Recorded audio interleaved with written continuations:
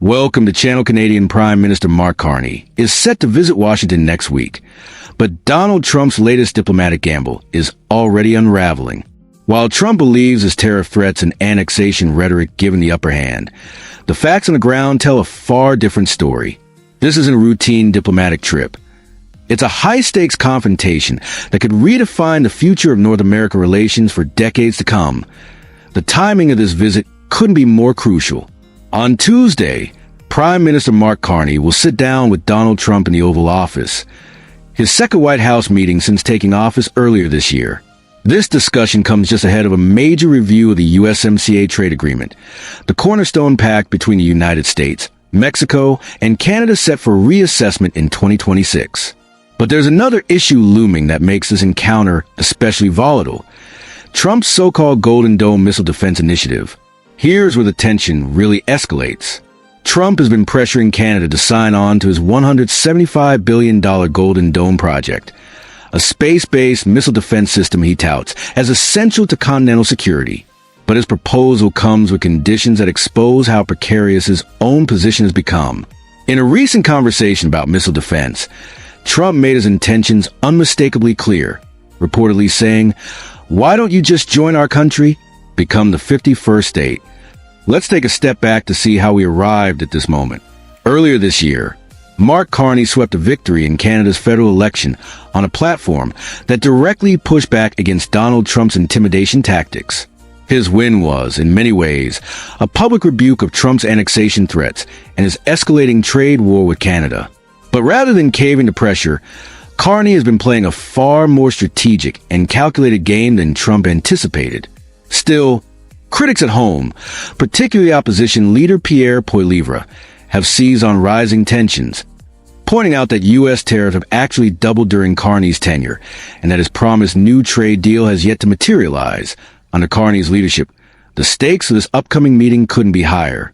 Political analysts are voicing growing doubts about whether the Prime Minister can secure tangible progress from his talks with Trump. Economic tensions between the U.S. and Canada have reached a breaking point, and concerns are mounting that Trump may once again float the idea of Canada joining the United States, rather than engaging seriously in good faith negotiations over the USMCA trade deal. At Trump's Golden Dome initiative is his grand attempt to recreate Israel's Iron Dome system, but on an enormous scale designed to shield the entire United States. The plan envisions a vast network of satellites, sensors, and space-based interceptors capable of detecting and destroying incoming missiles before they strike. It sounds ambitious on paper, but the reality is far messier. Trump has been pushing hard for Canada to foot part of the bill. Back in May, he demanded that Ottawa contribute $61 billion to join the Golden Dome program, but only, as he put it, as a separate but unequal partner. If Canada were to become the 51st state, Trump added, they could join for free. That's not diplomacy, it's extortion. What Trump fails to grasp is that Canada actually holds far more leverage than he realizes. The U.S.-Canada trading relationship is the largest and among the most intertwined in the world, and it's remarkably balanced. In fact, it often tilts in America's favor, since the U.S. relies on Canadian raw materials to sustain countless American industries and jobs. The irony runs deep. Washington's decision to slap tariffs on goods like kitchen cabinets and furniture under the guise of national security only highlights how deeply interdependent and vital the defense and economic ties between the two countries truly are. More than 75% of Canada's exports go to the United States, but the relationship is far from one-sided. Canada is also the top export market for 36 U.S. states, with roughly $3.6 billion in goods and services crossing the border every single day. About 60% of America's crude oil imports come from Canada, along with 85% of its imported electricity. Canada is also the largest foreign supplier of steel, aluminum, and uranium to the U.S., and it possesses 34 critical minerals and metals that the Pentagon deems essential for national security. In short, Trump needs Canada far more than he's willing to admit. And Carney understands that better than anyone. Rather than getting caught up in Trump's annexation theatrics, the Prime Minister has been quietly strengthening Canada's strategic hand. His early diplomatic efforts focused on rebuilding ties with key Western allies, including the UK and France, and deepening cooperation with Australia on Arctic radar and defense technology. While Trump has relied on bluster and threats, Carney has been methodically constructing alternatives. Still, the economic toll of the standoff has been heavy, an estimated 100,000 jobs lost in just 2 months. Despite efforts to diversify globally, Canada's economic fate remains closely tied to the U.S. Now, political pressure on Carney is mounting. Canadians expect him to deliver the strong trade deal he promised during the election campaign, and with high-level meetings between Canadian premiers and Great Lakes governors on the horizon, the urgency for real, tangible progress has never been greater. The trade picture paints an even clearer story. Trump's sweeping tariff regime has hit Canada hard, driving up unemployment and disrupting key industries.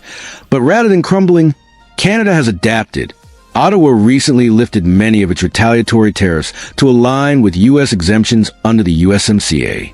Far from a surrender, this move is a calculated act of diplomacy. By removing Trump's excuses for further escalation, Carney is positioning Canada as a calm, pragmatic partner, one committed to fixing the system, not blowing it up. The Golden Dome issue captures Trump's fundamental misunderstanding of both diplomacy and leverage. He believes he can use the missile defense program as a bargaining chip to pressure Canada into submission. Yet the project itself exposes more about American vulnerability than strength. Trump claims the system will cost $175 billion, but estimates from the Congressional Budget Office put the price closer to $831 billion over 20 years, while the American Enterprise Institute projects a staggering $3.6 trillion. Trump needs foreign partners to help fund it, and that desperation weakens his hand. Beyond cost, the program faces major technical and geopolitical challenges. Experts warn that a space-based missile shield will be far less efficient than regional defense systems because orbiting interceptors are constantly in motion, meaning only a small fraction would ever be positioned to stop an incoming threat. The initiative has also sparked international backlash, with China, Russia, and North Korea accusing Washington of militarizing space. China's foreign ministry warned that it could turn space into a battlefield, while Russia said it risks triggering preemptive, essentially first strike, scenarios.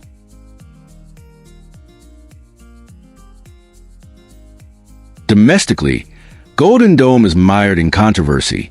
42 members of Congress have asked the Pentagon's Inspector General to investigate Elon Musk's involvement, citing conflict of interest and deviations from standard procurement practices, including proposed subscription model that could grant Musk outsized control over a national security system.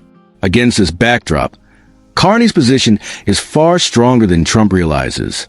Canada already contributes to continental defense through NORAD, committing $28 billion over 2 decades for modernization efforts in 2022. Trump's Golden Dome is, in reality, an extension of this partnership, not a new frontier. Carney has also drawn clear lines. During their last meeting in May, he reportedly told Trump to stop referring to Canada as the 51st state.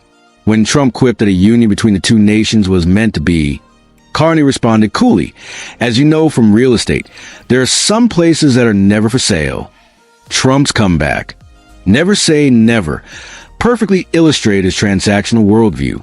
The stakes for next week's meeting are enormous. Political analysts warn of 2 key risks.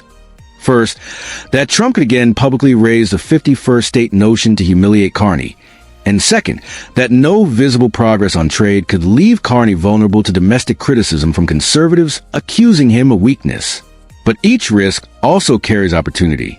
If Trump attempts to embarrass him, Carney can frame himself as a steady leader standing up to American bullying. If the talks are productive, he can claim credit for defusing tensions and advancing Canadian interests.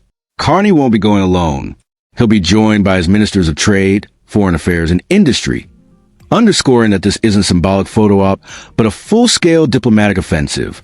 Sources say the Canadian embassy in Washington has been working around the clock, and Carney's direct involvement signals that Ottawa expects results, not rhetoric. The broader context is clear. Trump's foreign policy remains deeply transactional and zero-sum, a worldview where every deal has a winner and a loser. But modern international relations, especially between close allies, depend on mutual benefit and shared security. Canada and the